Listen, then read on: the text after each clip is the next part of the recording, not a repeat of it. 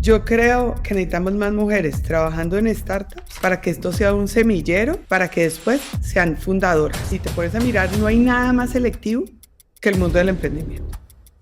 O sea, y tú te ríes, pero es cierto, ¿sí o no? Yo digo que es un club de golf. Es un club de golf, pero...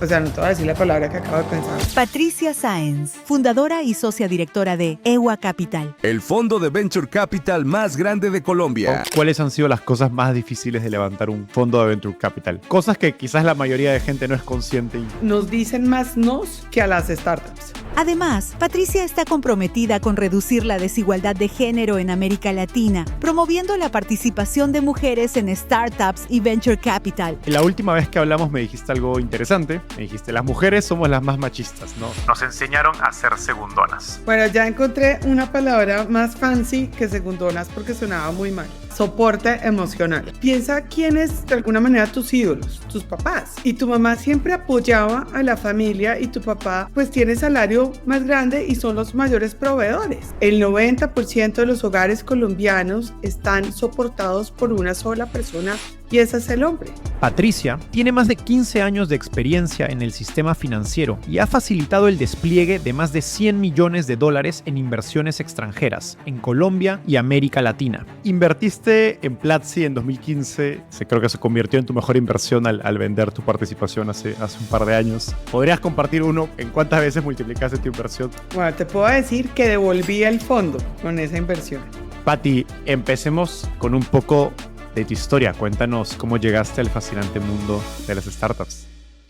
Yo llegué a Colombia en el 2004, después de haber estudiado en Londres, y a mí la parte de los fondos de capital privado, porque en ese momento no estamos hablando de venture ni de nada así, me encantaba. Como que veías muchas empresas familiares que en serio tenían un súper potencial para crecer, pero realmente se quedaban en ser familiares.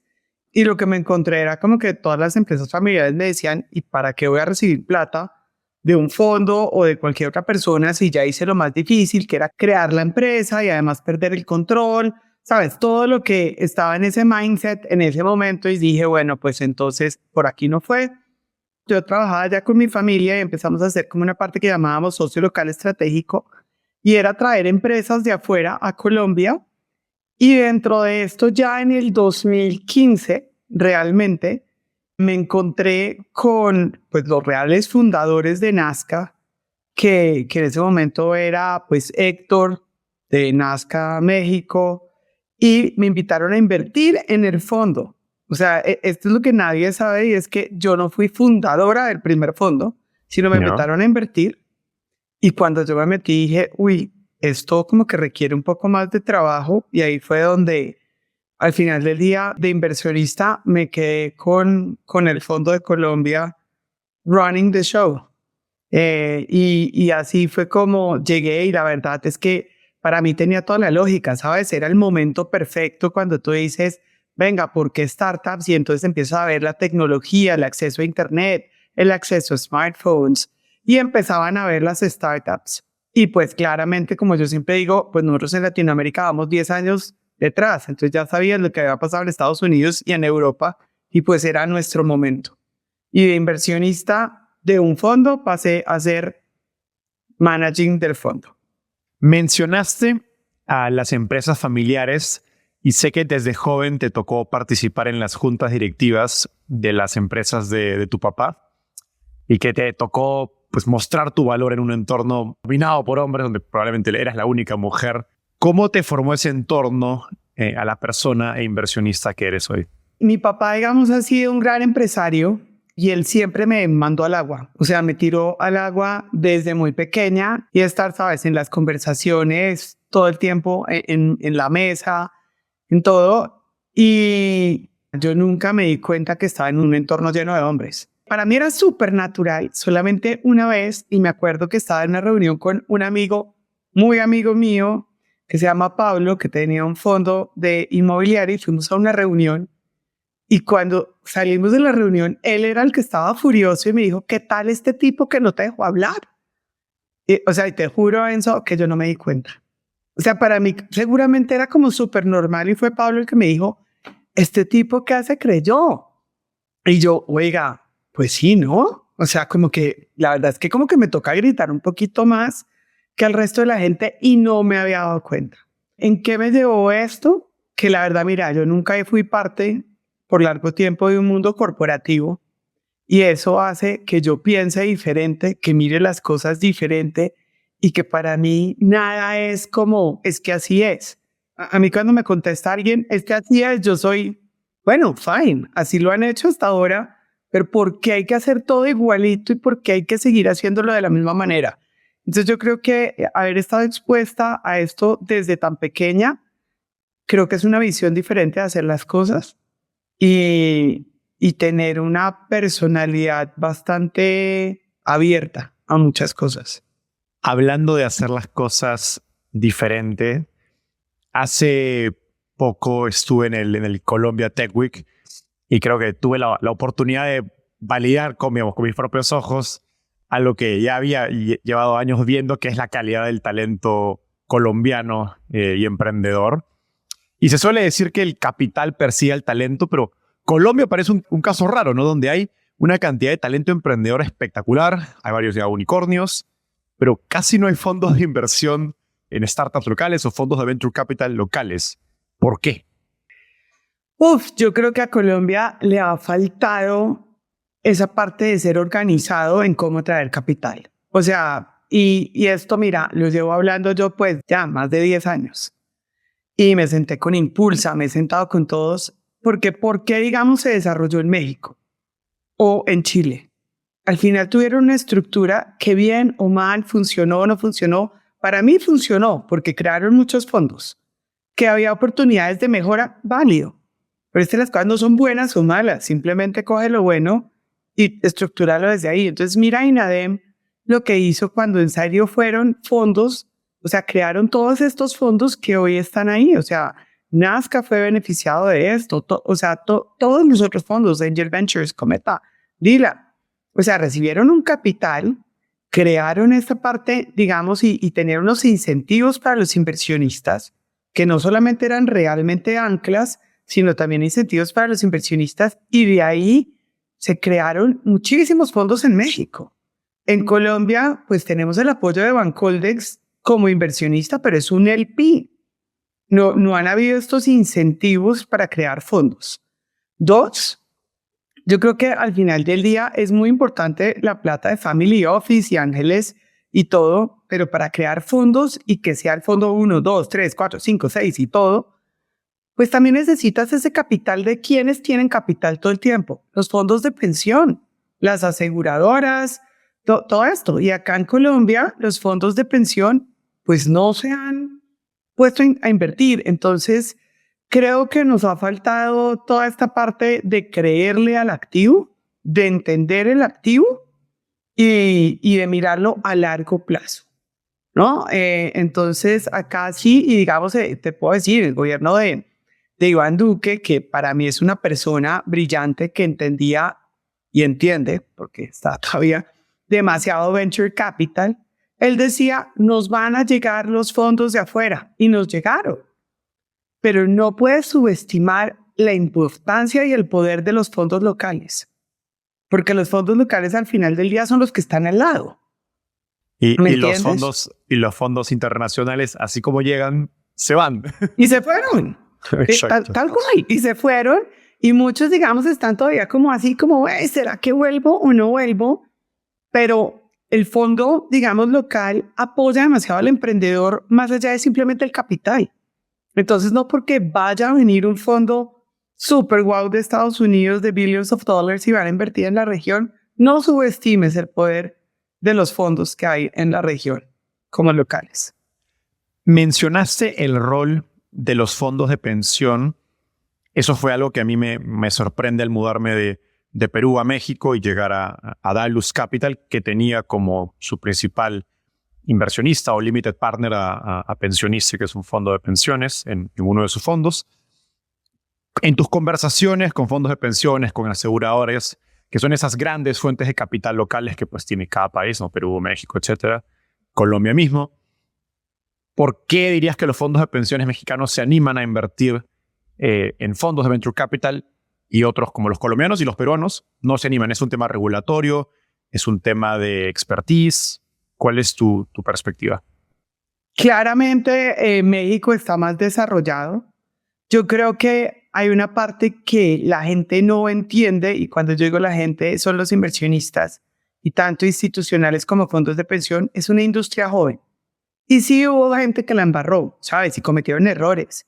Pero no por eso es como, eso no funciona. Pues no, pues como todo en la vida, cuando uno arranca algo, pues venga, hay errores. Pero no por eso, entonces ya no. Y por su tesis de, es que mi mínimo puedo tener 20% del fondo y el mínimo son tickets de $100 millones porque no tengo gente que haga esto. Y ahí es donde yo digo, Enzo, pues piensa diferente. ¿Por qué te toca hacer el due diligence y todo si tú ya tienes a institucionales, que sabes, una IFC, sabes, o sea, inversionistas muy duros en due diligence? ¿Por qué te vas a tener que hacer otro due diligence igual? O sea, y además no estamos hablando de mete todo el fondo en venture capital o en este tipo de asset class. O sea, yo siempre les he dicho, mete el 10% y te juro que la aguja no varía, pero el capital y lo que puedes mover y el desarrollo que traes al país y a la región es bien diferente. Entonces es simplemente de partir y empezar a decir cómo lo puedo hacer diferente.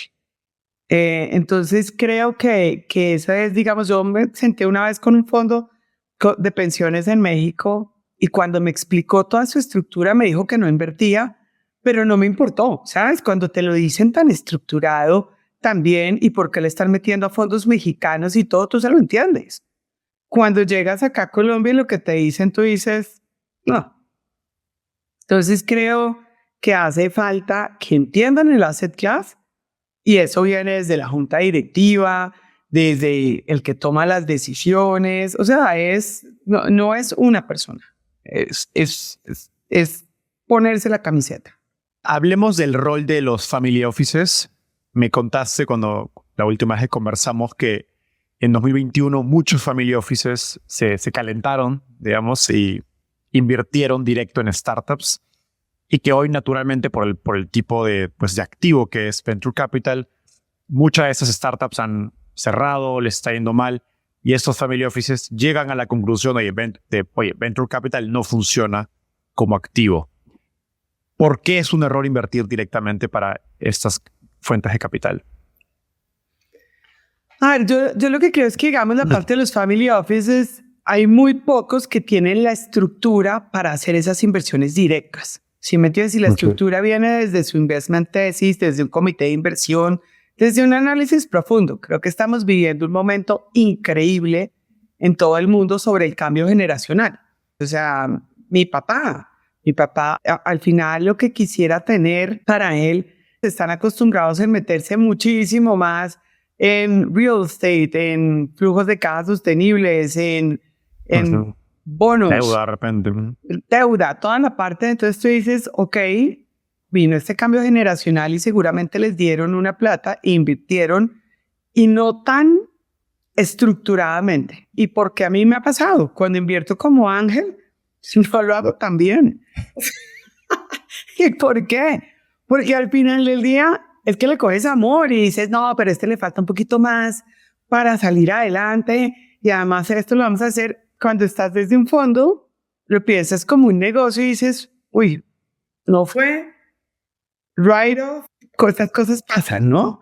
Entonces creo que no tienen la estructura, no tienen la tesis de inversión, no tienen, además no lo están haciendo todos los días, Enzo. Y tú sabes lo que es que esto, al final del día, uno tiene que estar todo el día, todos los días, porque aquí lo mejor te llega ¿por dónde? Word of mouth. De los chismes te enteras ¿dónde? En los eventos.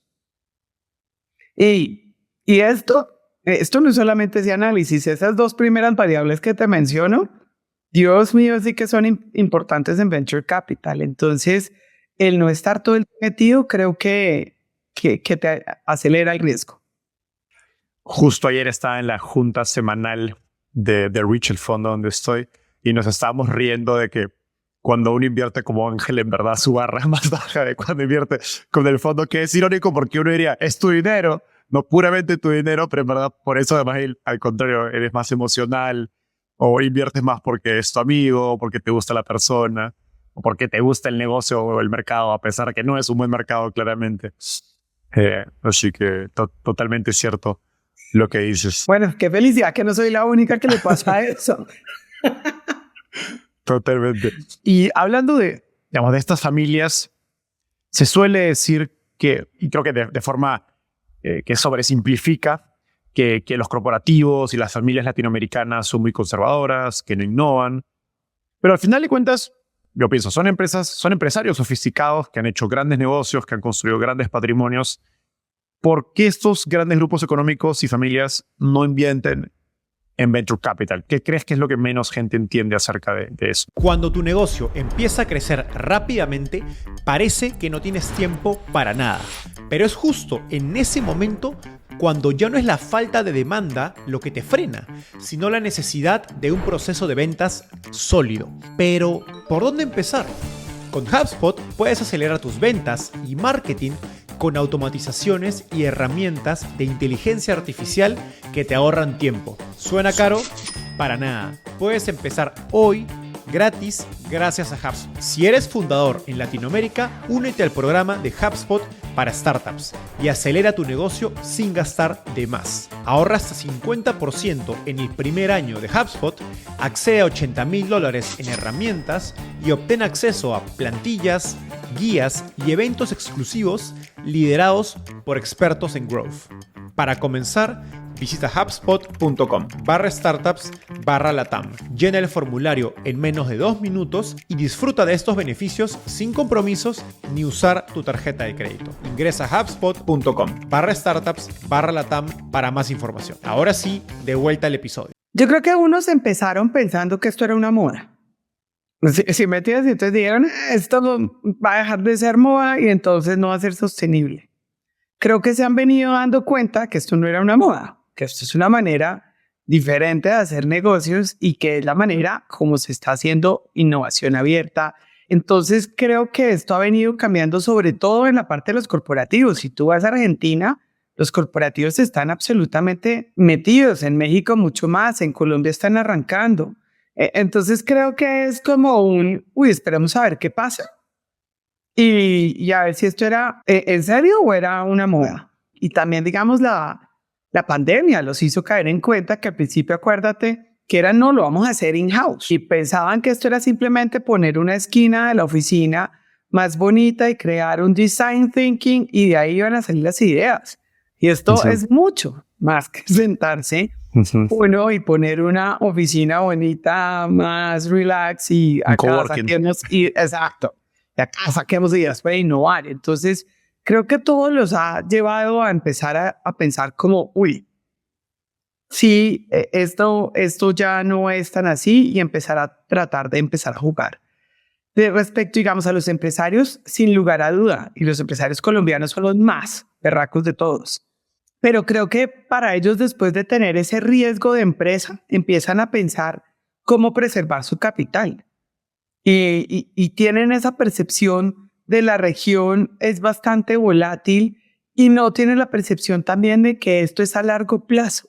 Fíjate cuántos corporativos arrancan y dicen, vamos a hacer Open Innovation o vamos a hacer no sé qué, y por 2 años o por 1 año. No, viejo, si estás pensando en que esto te va a funcionar y te va a dar resultados en 18 meses, esto no es así. Esto tienes que pensarlo a 7 años y meterle plata todos los años durante 4 años para empezar a ver aire. Entonces creo que, digamos, esa parte de no entender los tiempos es bien complejo. Pero yo sí soy absolutamente positiva en que va cambiando y se van dando cuenta. Y otra vez, la parte de cambio generacional es fundamental. Mencionaste que estos empresarios quieren preservar su capital. Y algo que he escuchado a varios decir es, oye, todo mi patrimonio ya está en mi negocio local, ¿no? En mi empresa operativa, de retail, de consumo, de financiera, etcétera, en México, en Colombia, en Perú, en el país que sea.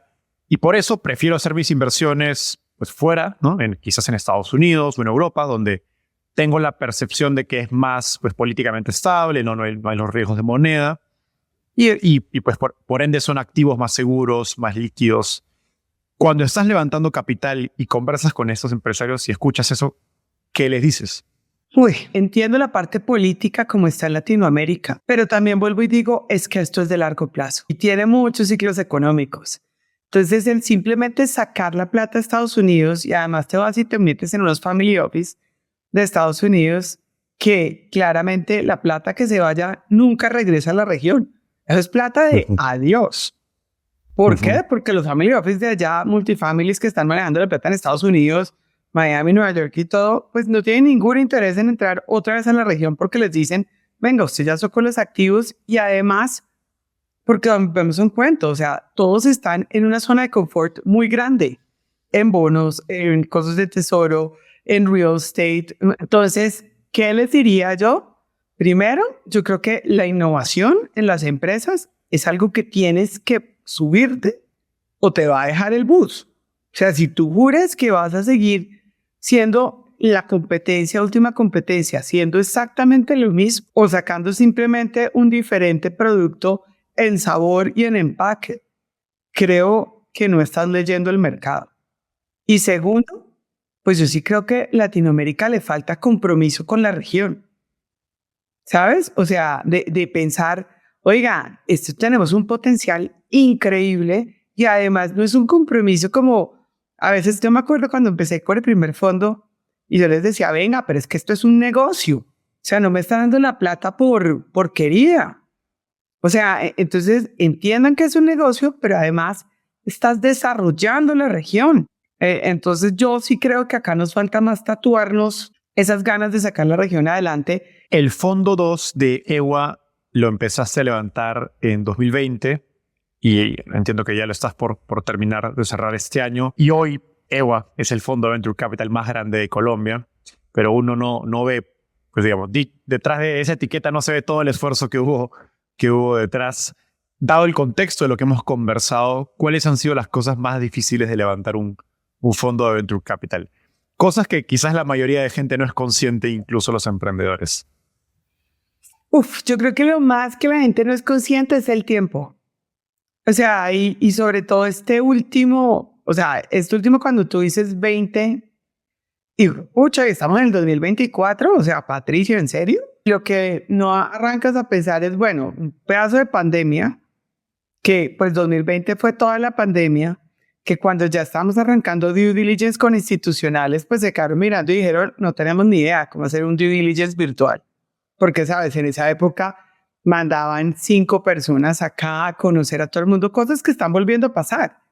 Pero en esa época se quedaron como, ¿y qué vamos a hacer? ¿Cómo lo vamos a hacer? Yo el 2020 básicamente no lo cuento, me acuerdo más o menos, era más tirada en la terraza pensando, bueno, Patricia, tocó emplearte.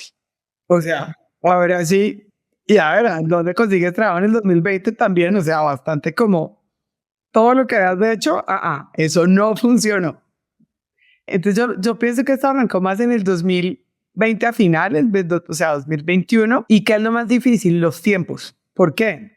Porque los institucionales se toman 12 a 18 meses. Entonces, conseguirte un ancla es, o sea, el trabajo de la vida como en Venture Capital, en cualquiera, conseguirte el term sheet. ¿Sabes? El ancla, el lead investor de los dos es súper difícil. Creo que nadie es consciente de eso, que creo que es lo más difícil y por eso volvemos a lo que estábamos hablando antes. Era tan importante lo que ha hecho un INADEM, lo que han hecho otros, de en serio ser un ancla serio, o sea, un ancla grande que haga la diferencia en el cierre. Para quienes nos escuchan, con institucionales te refieres a las grandes fuentes de capital, ¿no? Que puede ser un banco de desarrollo, un banco mundial, un banco interamericano, un fondo de pensiones que habías mencionado antes, etc. Un corporativo también puede ser. Exacto. Entonces el ancla, igualito que cuando nosotros buscamos ancla en las startups. Entonces creo que esa es la parte más dura. Segundo, que nos dicen más nos que a las startups. Y esa parte de uno entender que que te están diciendo que no y seguir parado y decir, bueno, no importa, es durísimo, ¿no? Es como para botar la toalla casi todo el tiempo. Sí, sí. Eso es algo, a mí me da un poco de ironía porque se suele decir a un emprendedor, ¿no? Tienes que conversar con 100 fondos, ¿no? Para levantar tu ronda, una ronda semilla, por ejemplo. Y yo tengo amigos levantando fondos que han hablado con 200 o 300 o 400 posibles inversionistas. Entonces creo que no, que a veces los emprendedores tampoco son conscientes que la contraparte también ha pasado por un proceso de levantar capital muy duro. Es increíble, o sea, ¿cómo será el proceso tan largo que hay inversionistas institucionales que en el principio me dijeron no porque no invierto en venture capital y este año ya sacaron la política de invertir en venture capital? O sea, da hasta para cambiar y te decían, hey, ¿no hablaste con tal? Y yo sí, pero no invierten en venture capital. No, están empezando a mirar. O sea, te da para todo, para cambiar. Y te sumo que también te pasa igual que las startups. Pues yo era como un solo founder, ¿no? Yo empecé con otra socia, pero es tan largo este proceso que también es como, piensa en un matrimonio sin plata, sin generar ingreso, o sea, miles de cosas que te cambian en 3 años tan duros de este negocio. Entonces, también es una parte que yo al final les decía, ay no, esto es como si te estuvieran obligando a casarte. Y de ahí al solo founder yo le digo, pues mire, no está en la posición ideal, pero tampoco vaya a casarse porque alguien le dice que tiene que buscar un partner.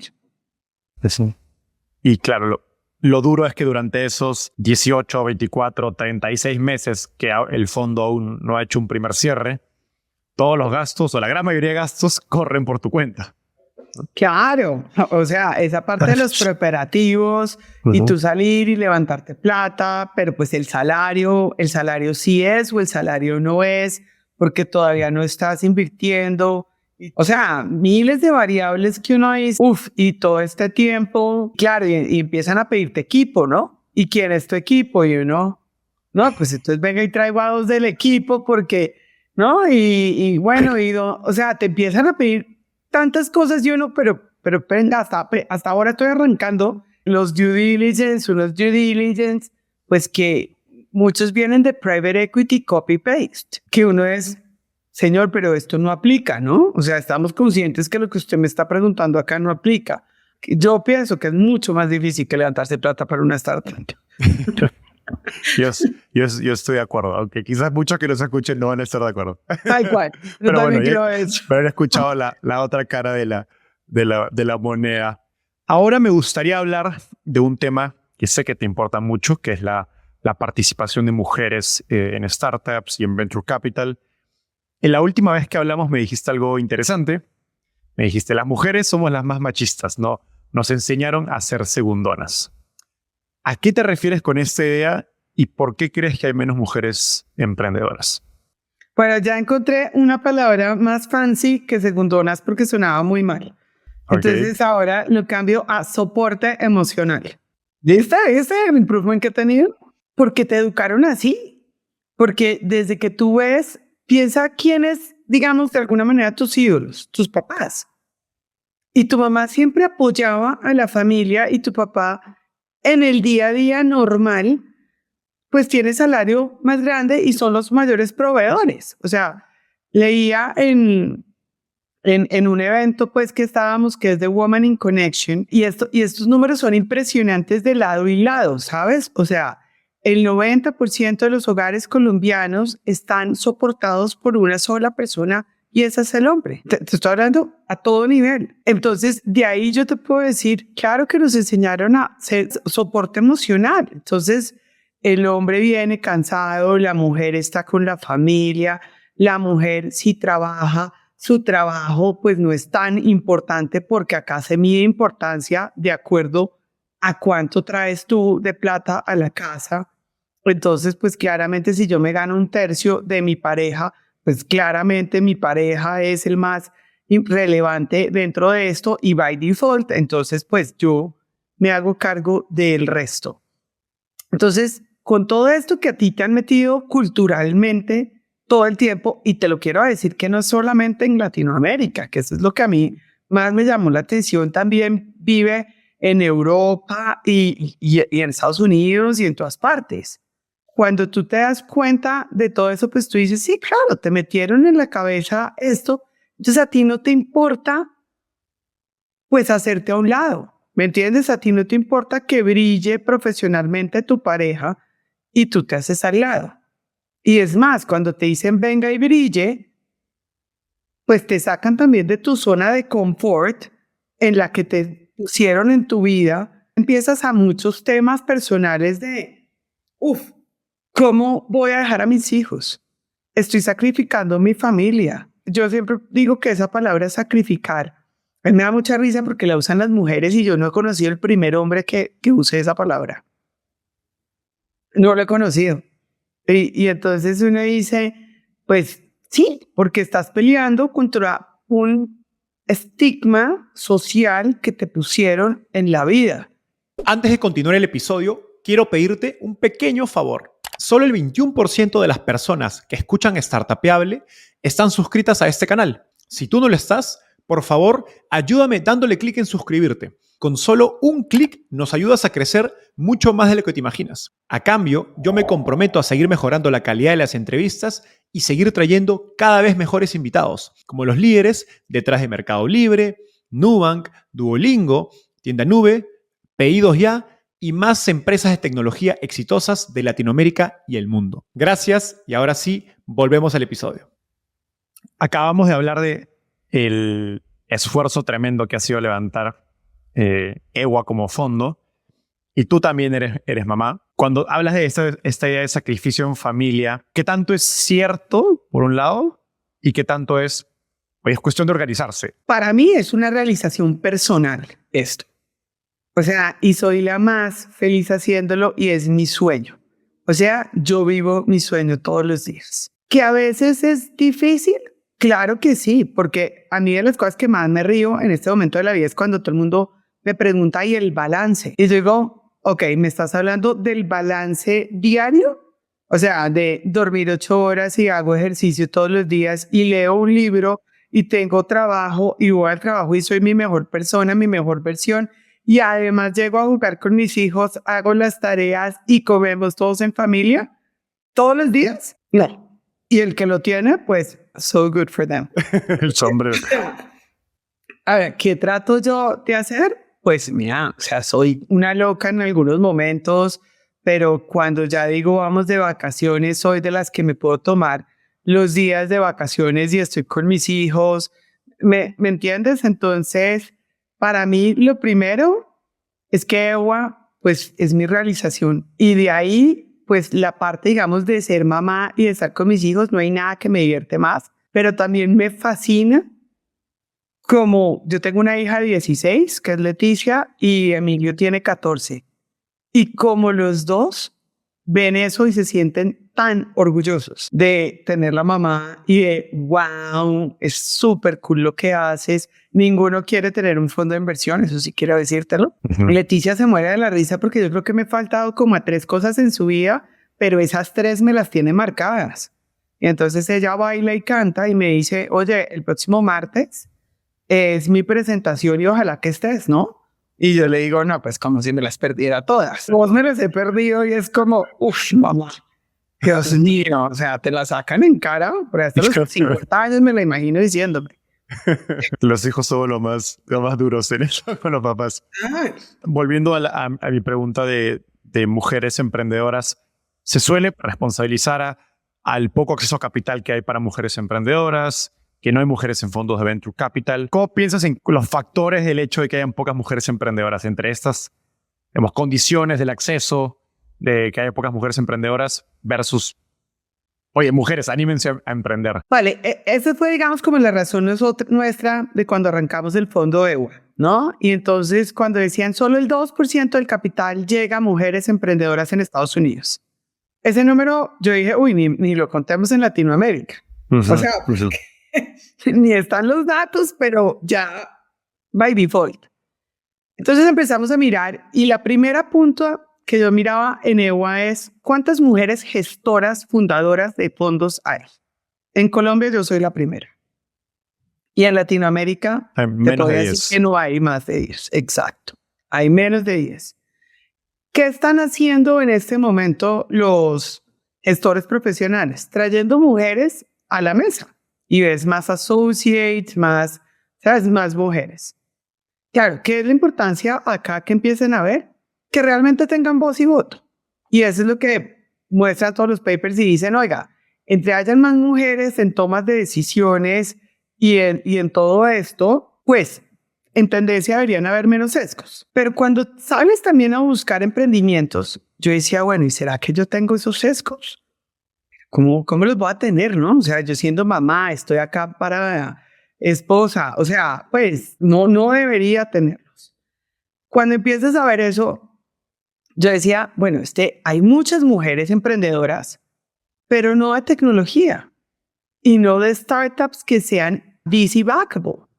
Entonces tú vienes acá y acá hay unas ferias espectaculares que se va y todo.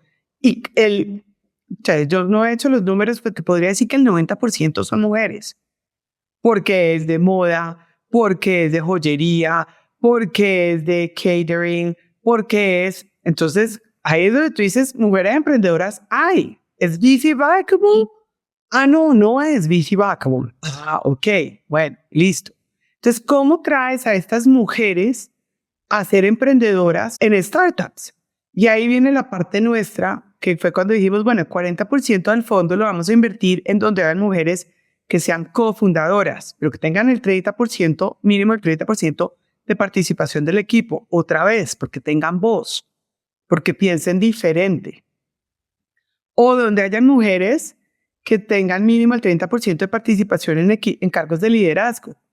Por la importancia de los role models, porque si tú llegas a una startup o a un fondo y todos están hombres y todos están jugando PlayStation, o sea, automáticamente una mujer no se va a sentir, oiga, yo pertenezco acá, ¿no? Entonces es psicológica la cosa. Y la parte de infraestructura también. ¿Y qué hacemos nosotros cuando invertimos? Empezar a concientizar sobre esto, porque ¿cuál es el aim de EWA realmente? Yo creo que necesitamos más mujeres trabajando en startups para que esto sea un semillero, para que después sean fundadoras. Y si te pones a mirar, no hay nada más selectivo que el mundo del emprendimiento. O sea, y tú te ríes, pero es cierto, ¿sí o no? O Yo sea, digo y que es un no club veo- de golf. Es un club de golf, pero, o sea, no te voy a decir la palabra que acabo de pensar, porque, o sea, no me pipea, pero total. Entonces, de todo esto, ¿a qué voy, Enzo?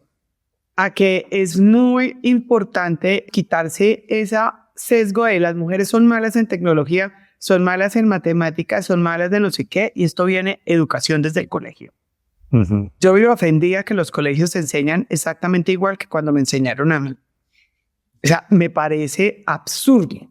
También creo que hay una cosa importante y es que las mujeres a veces empiezan a igualar a los hombres.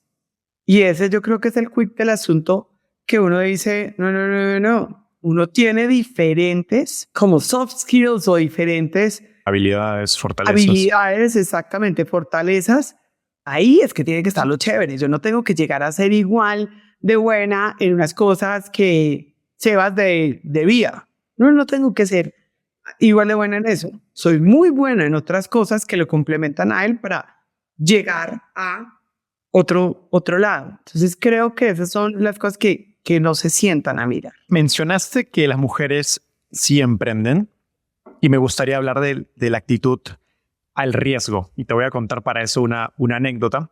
Hace unos meses hice un episodio al estilo de Shark Tank en Startupeable, donde invité a 3 emprendedores a pitchar y a un inversionista para evaluar sus pitches y hacerlo pues grabado, ¿no? Y que se pueda entender cómo es la dinámica de un emprendedor presentando a un inversionista y cómo un inversionista evalúa esos negocios.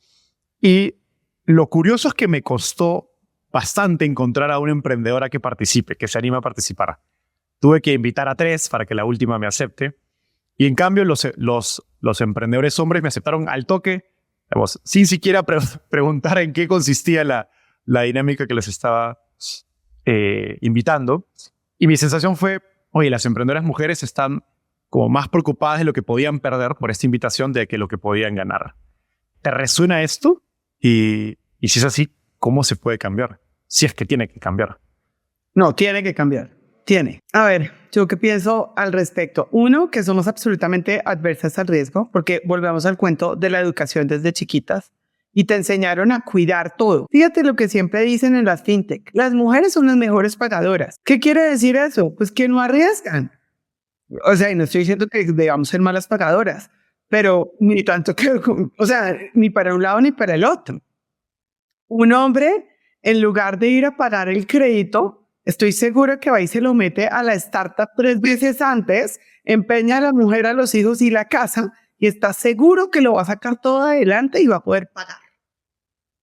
La mujer no es capaz de arriesgar ni la comida de los hijos de esa noche. Creo que también, digamos, hay una parte bien importante y es el cómo juzgas. Y eso sí le han dado más duro a las mujeres. O sea, hay un cosa que me mandaban el otro día y decían como, ¿cuál es la diferencia entre ser agresivo o ser ambicioso? Y decían el género. Si tú lo contestas como una mujer, uy, qué hija tan agresiva. Si lo contestas como un man, uy, se quiere comer el mundo. Entonces, esa parte, digamos, también de empezarnos a abrir, a cantar las victorias, a no ser tan, como decía yo, de soporte emocional. Y yo creo que también esto viene muchísimo al miedo al fracaso. Y tú lo acabaste de decir. O sea, y en Latinoamérica, y esto no es solamente de mujeres, la parte del miedo al fracaso que es súper diferente en Estados Unidos es como, oiga, sí, me fue mal, y so what? Y ya me paré, me vestí, me voy para la próxima fiesta a ver cómo me va. Y si me va mal, me vuelvo, me paro, me quito. Acá es como, uy, parce, ¿por qué te fue mal? No, ¿y no la viste venir? No. O sea, todo es un issue de por qué tomaste una mala decisión o por qué te fue mal en algo. Y pues las mujeres hemos estado menos expuestas a eso, entonces somos como más vulnerables a esa parte de, y además todavía te dijeron, y esa es una cosa, uno era como, ay, cuidado mi amor, te vas a caer del árbol. Al muchachito es, no, venga, hágale, súbase fresco. Cáigase. Cáigase, exacto. Ya aprenda. Y aprenden, tal cual. Ay, que la bicicleta, no, mi amor, que cuidado. O sea, eso viene desde que te crían cuando chiquito. Y hablando de eso, sé que cuando inviertes haces una auditoría de género para tratar de educar a tus emprendedores de estos sesgos, de los que quizás no son conscientes, tanto emprendedores hombres como mujeres. ¿Cuáles dirías que son los sesgos más comunes e invisibles que ves en startups que luego impiden crear ambientes que inviten a mujeres a trabajar o a unirse al mundo de startups? Yo creo que hay una parte del sesgo que estábamos hablando ahorita y es que lo que tú dijiste, los emprendedores son el más club de golf de la vida. Y si entro a una persona externa y que sea mujer, me va a hacer la vida más difícil. Creo que hay varios. Número uno, yo sí pienso que todavía siguen pensando que va a quedar embarazada y es un costo para la empresa y además que bollo y me va a dejar todo botado. Creo que es un sesgo que uno es, uy, ¿en serio? ¿Y es en serio? Pendejadas que yo todavía oigo y digo, es increíble que sigan diciendo esto porque las mujeres somos complicadas. O sea, yo digo, te puedo nombrar mujeres tan complicadas como hombres tan complicados. Entonces creo que para mí, esos son como de los sesgos más que siguen habiendo, que son pendejísimos, pero y básicos, re básicos, pero siguen ahí, latentes todo el tiempo. Hace un ratito mencionaste que no solo buscas startups donde hayan emprendedoras que sean pues, socias, fundadoras de la compañía, sino de repente también que tengan una participación importante en el C-level, en el liderazgo de la empresa. Y en mi experiencia, cuando veo las startups, es como en Latinoamérica hay dos extremos. Hay startups que les ha costado mucho traer mujeres a su equipo de liderazgo y hay otras que lo han hecho muy bien. Y siento que es como que no hay un intermedio. Es que como que si lo haces bien, de repente tienes, no sé, 30, 40, 50% de tu equipo de liderazgo mujeres, independientemente del número, que no tengo una una opinión. Y el otro extremo es simplemente realmente no te cuesta mucho atraer mujeres a tu equipo de liderazgo y por lo tanto tienes 0 o 1 de repente. ¿Has visto algunas prácticas comunes en las que logran atraerlas? Porque luego creo que hay hombres que proactivamente tratan de hacerlo, pero les cuesta. Yo creo que al final del día es tu capacidad de atraer talento y no es hombres y mujeres. Hay una cosa innata en algunos emprendedores que es atraer talento.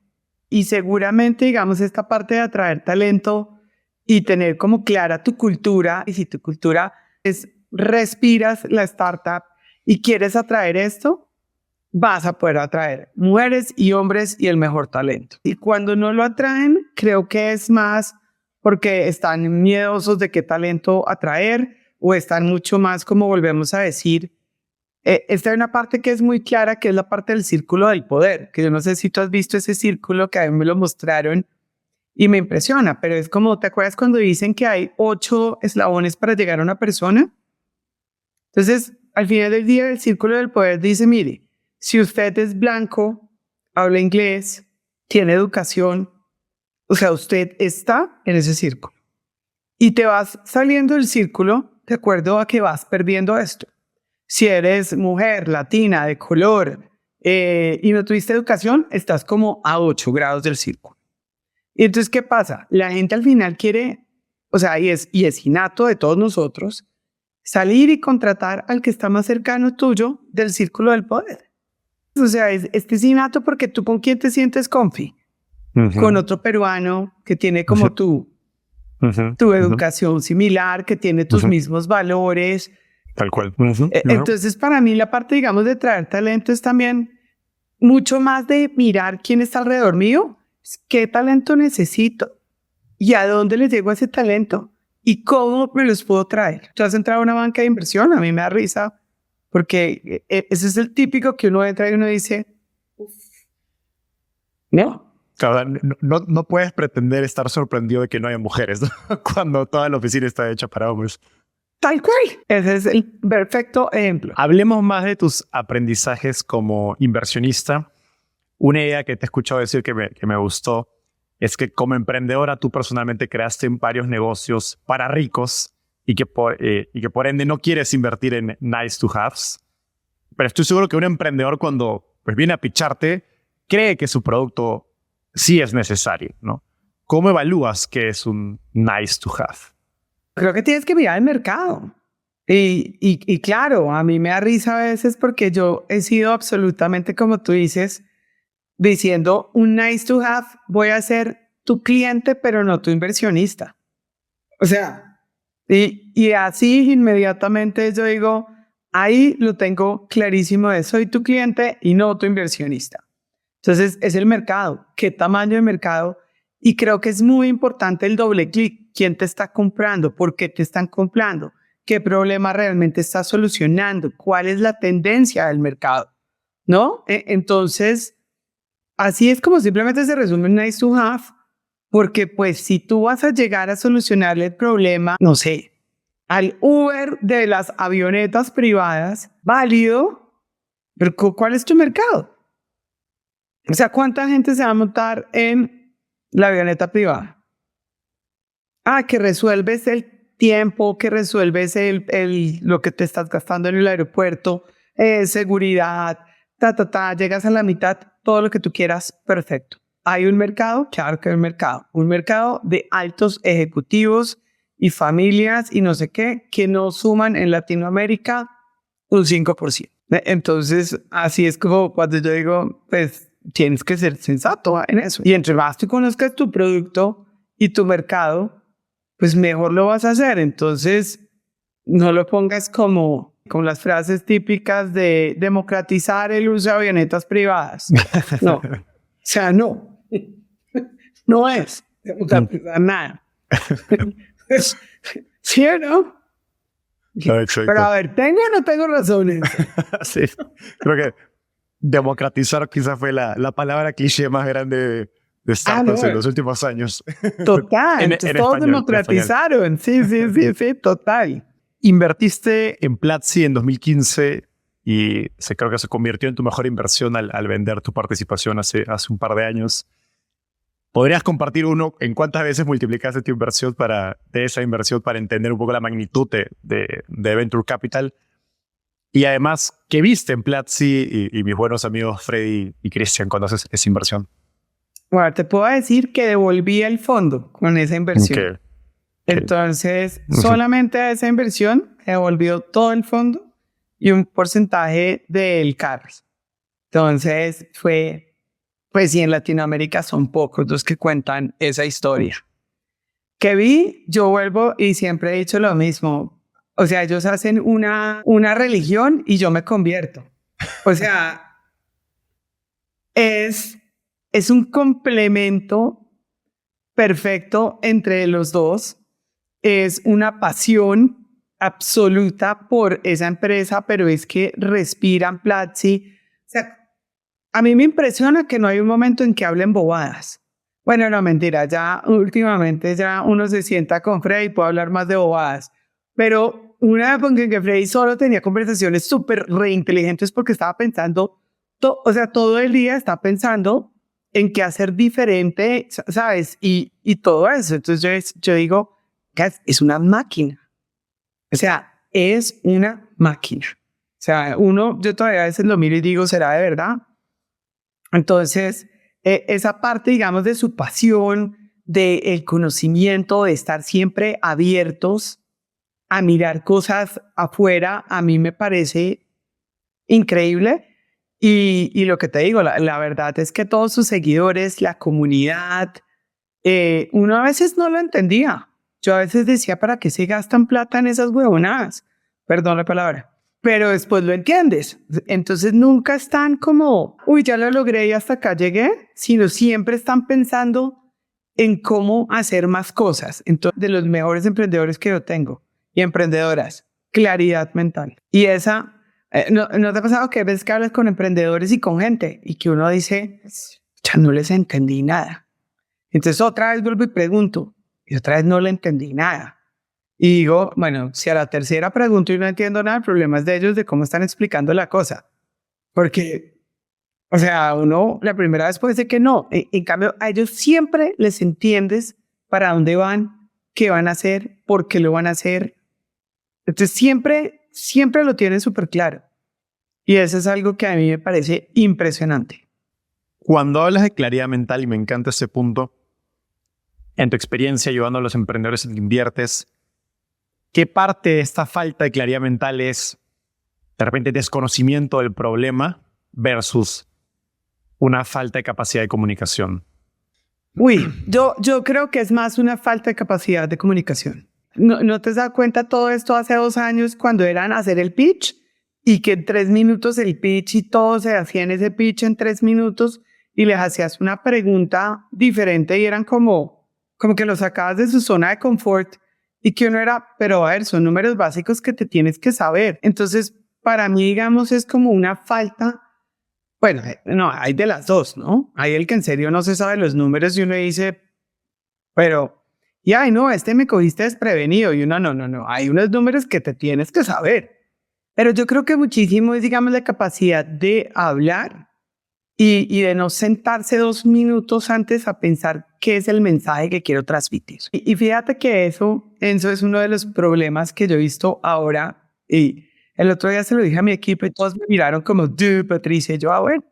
Entonces mi pregunta fue, ¿cuál es la ventaja competitiva de cada una de las empresas del portafolio? Y todos se quedaron como, esta pregunta tan estúpida. Y yo, ok, hagámoslo. ¿Sabes qué pasa? Y se los hice también a los emprendedores. Arrancaron su negocio hace 3 años, 4, 5, o sea, lo que tú quieras. El mercado cambia increíblemente rápido. Tu ventaja competitiva también la pierdes. Tus cosas las pierdes en un mismo momento. Y nunca te sientas, porque como estás running, nunca te sientas a analizar, oiga, ¿qué es lo que estoy haciendo hoy diferente? ¿Cuál es mi ventaja? O volvemos al cuento, ¿quiénes son mis clientes? ¿Por qué me están comprando? Para reorganizarte. Eso es como las batallas de los ejércitos. No salen como locos 10 años a dar tiros. O sea, si reorganizan, vuelven y piensan estrategia, vuelven y salen, se organizan. O sea, eso aplica para todo en la vida. Mencionaste hace un ratito tu relación con los fundadores de Platzi, pero algo que es cierto es que en 2015, cuando inviertes en Platzi, por dar un ejemplo, pues el mercado de Venture Capital en Latinoamérica era mucho menos competido de lo que es hoy. De repente, para un buen emprendedor podías tomarte un mes, incluso más, en conocerlo, en conocer su carácter, su personalidad. Y dentro del contexto de que es difícil conocer el carácter de alguien en poco tiempo, hoy el mundo de Venture Capital en Latinoamérica es más competido. Tienes de repente para un buen emprendedor menos semanas en el proceso de inversión para tener chance de conocerlo. ¿Cuáles son tus formas, diría, favoritas o preferidas de descubrir cómo es una persona cuando tienes poco tiempo para conocerla? ¿Cómo lo haces? ¿Haces algunas preguntas en particular? Yo creo que primero es hablar de todo y volvemos a de todo es de todo. ¿Sabes? O sea, como una persona te cuenta su vida, te dice muchísimo de cómo es. Desde lo que es importante, lo que no es importante. Volvemos al cuento de la claridad mental de por qué hizo esto, por qué hizo lo otro, en dónde estaba, qué los llevó a tomar tales decisiones. Entonces, claro que sí te voy a decir que en la mayoría de lo posible conocemos a la gente en persona. Pedimos mucha información. ¿Y sabes por qué? Porque la información es de donde tú sacas preguntas a ver si tienen esa claridad mental que estamos hablando. Y dos, pues porque también estás midiendo el aceite siempre. A ver, si no me vas a dar información antes de invertirte, explícame qué información me vas a dar después de invertirte. O sea, esto es como un noviazgo. Yo lo miro siempre como un noviazgo. Entonces, si yo voy a salir con un novio y me empieza a tratar mal desde el principio, pues no tiene dónde vamos a terminar bien. Entonces, siempre lo pienso igualito con emprendedores, emprendedoras en la charla y ven y queremos volver a hablar contigo y queremos hablar con tu equipo y queremos hablar con tu co-founder y queremos hablar con tus clientes. Una vez una me dijo, es que ustedes piden demasiado. Y yo, o sea, pues sí. O sea, es la verdad. Y si me contestas así desde el principio, pues claramente no tenemos un buen futuro. ¿No? Y más que lo que estás midiendo, más que me digas, oiga, no tengo la política de bla, bla, bla. Igualito que como yo te estaba diciendo, el institucional de, ¿sabes qué? Esa política no la tengo. ¿Sabes qué? Esa tampoco. ¿Y qué importa? Pues sacaste tiempo para hablar y decir, lo miré y lo tengo o no lo tengo. Entonces creo que digamos, esa hablada es importante. Y también para el emprendedor, creo que también es importante que entiendan qué inversionista quieren tener y quién no. Esto es a largo plazo. Vamos a tener ups and downs y es un negocio de personas. O sea, lo mejor que nos conozcamos y nos hablemos, mejor nos va a ir en la vida. Hablando de que es un negocio de personas, varias personas de tu equipo con las que hablamos nos dijeron que tu superpoder son tus soft skills, porque los emprendedores te escuchan mucho, no se sienten juzgados al conversar contigo. ¿Qué recomendaciones tienes para ambas partes, tanto emprendedores como inversionistas, acerca de generar relaciones más fuertes de confianza y sin juicio? Yo creo que cuando uno invierte en una etapa temprana, es que estás dispuesto a que tienes que pivotear de todo. A mí alguien me decía, ¿cuándo se cumple tu plan de negocios? Y yo, nunca, ni para arriba ni para abajo. O sea, esa vaina es simplemente, lo tenemos como una referencia en la vida. Pero nada más. Entonces, ¿por qué los emprendedores es importante que oigan? Y bueno, y si no oyen, también me ha tocado el que no oye. Y pues listo, pues si no oye, pues es lo que hay. Ya, es el emprendedor, es Patricia, fine, cada uno por su vida. De acuerdo, creo que en mi experiencia, y justo por eso te preguntaba, creo que hay emprendedores que no oyen independientemente de quién les hable. Creo que bueno, no son emprendedores, cualquier persona. Hay sí, gente así en todo el mundo. Que tiene la verdad absoluta. Exacto. Y luego creo que hay emprendedores, y creo que la mayoría están en ese punto medio, donde el inversionista tiene que ganarse la confianza del emprendedor para que lo escuche, ¿verdad? ¿No? Y es mucho de, por te decía, de confianza, de que el emprendedor se sienta que no va a ser juzgado por compartir lo que está pasando en el negocio de verdad, ¿no? Sí, yo creo que la parte es llegarles también desde el corazón. O sea, y si me lo preguntas, esa es la parte que yo hago. Y no desde el reporting, como le digo a todo mi equipo. Usted llega desde el reporting de por qué vendió, por qué no vendió, por qué es el gasto, por qué, o sea, la tercera no le van a contestar. Y yo siempre les digo una cosa. Yo me siento y los analizo desde afuera, porque ustedes están en una piscina llena de pelotas y no están tratando de no ahogarse.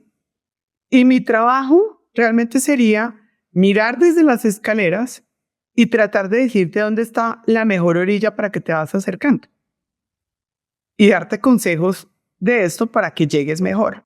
Entonces, desde lo que vamos en este momento, creo que esto y esto son las cosas que hacen falta. Y además te doy la solución. ¿Por qué no piensas hacer esto? Y la mayoría de veces me funciona, ¿sabes? Y después cuando me dicen que no, yo digo, bueno, ok, hablamos en un mes. Y por ahí a los 3 meses me dicen, oiga, sí lo voy a hacer. Y siempre me les río y les digo, ¿qué tal que hubieras hecho caso antes? ¿Eh? ¿Qué tal? ¿Cómo te hubieras ahorrado de tiempo? Pero no importa, ahí nos reímos y seguimos adelante.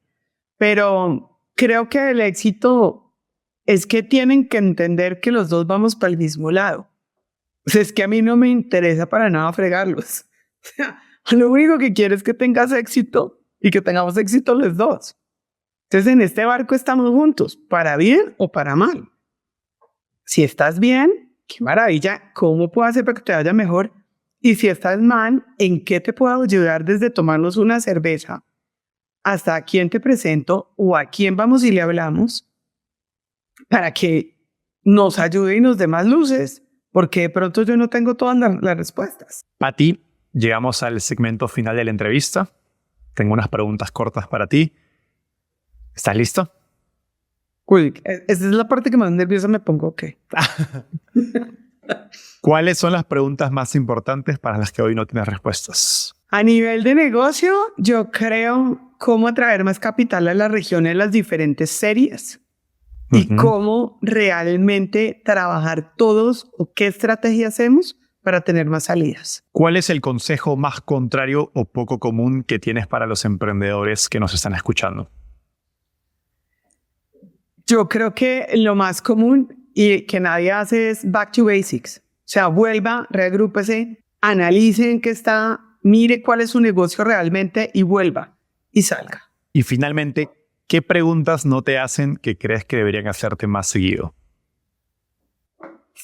Creo que nadie me pregunta mucho lo del balance que lo hablamos antes. ¿Sabes? O sea, ¿cómo hago el balance en mi vida profesional y personal? Creo que esa parte no la hacen. Y la otra es que veo, o sea, ¿por qué me metí en esto? Y cómo veo el futuro. Creo que esas son las 3 que creo que no me hacen normalmente. ¿Cómo lo ves? Yo lo veo brillante en Latinoamérica porque realmente resolvemos problemas que hay en la sociedad y es una sociedad que tiene muchos gaps. Y dentro de las empresas, unas empresas, un B2B, con un potencial muy grande de eficiencia. Entonces, creo que ahí, o sea, lo que hacen estos emprendedores realmente están resolviendo problemas de la región, que esa es la parte que a mí me encanta y no son nice to have. Pati, eso fue todo por hoy. Gracias por la gran conversación, por la transparencia y apertura para conversar de todo. Lo valoro mucho, así que ha sido un gustazo conversar contigo y nos vemos en un próximo episodio. Bueno, mil gracias a ti. Gracias por invitarme. Gracias por acompañarnos hasta el final del episodio. A diferencia de un inversionista, no te cobramos por nuestra sabiduría, pero para poder seguir creciendo necesitamos de tu ayuda. Así que comparte este episodio con tus amigos emprendedores. Y si quieres recibir el resumen con lo mejor de todas nuestras entrevistas, no dejes de suscribirte a nuestra newsletter dándole clic aquí. Nos vemos en el próximo episodio.